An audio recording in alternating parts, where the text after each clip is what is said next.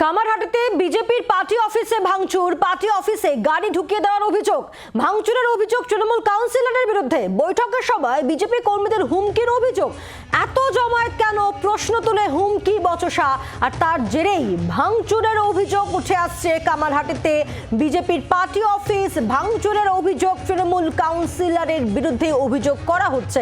বরুণ সেনগুপ্ত রয়েছেন টেলিফোনে প্রতিনিধি। বরুণ, তৃণমূলের কাউন্সিলর, তার বিরুদ্ধে অভিযোগ উঠছে, ঠিক কি হয়েছিল?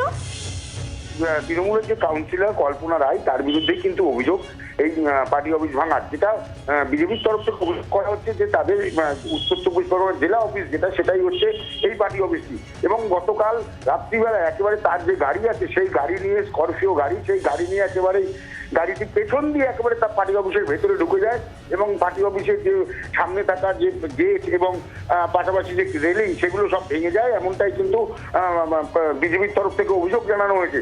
বিজেপির তরফ থেকে আরো অভিযোগ জানানো হয়েছে যে এই কল্পনা রায়ের যিনি স্বামী রয়েছেন, তিনি কিন্তু পুলিশের চাকরি করেন এবং বিভিন্ন সময় পুলিশ লেখা গাড়ি নিয়ে তিনি ঘুরে বেড়ান এবং মানুষকে ভয় দেখান, ওই এলাকার মানুষকে ভয় দেখান, এমনটাই বিজেপির তরফ থেকে অভিযোগ জানানো হয়েছে।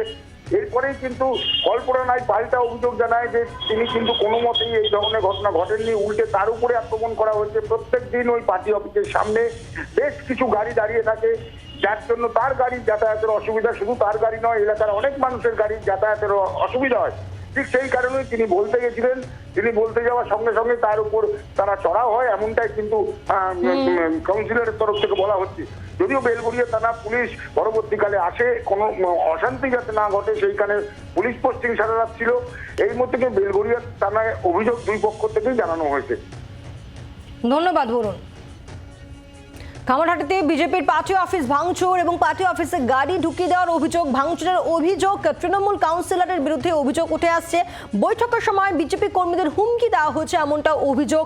এত জমায়েত কেন, প্রশ্ন তুলে হুমকি বচসা, এবং তার জেরেই এই ভাঙচুরের অভিযোগ তৃণমূলের কাউন্সিলরের বিরুদ্ধে।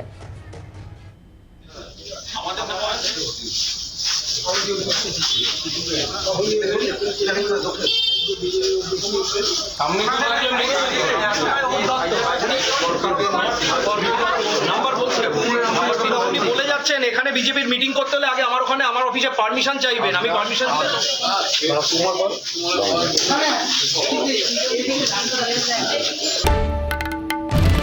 বাংলার আওয়াজ, বাঙালির আবেগ, জি 24 ঘন্টা।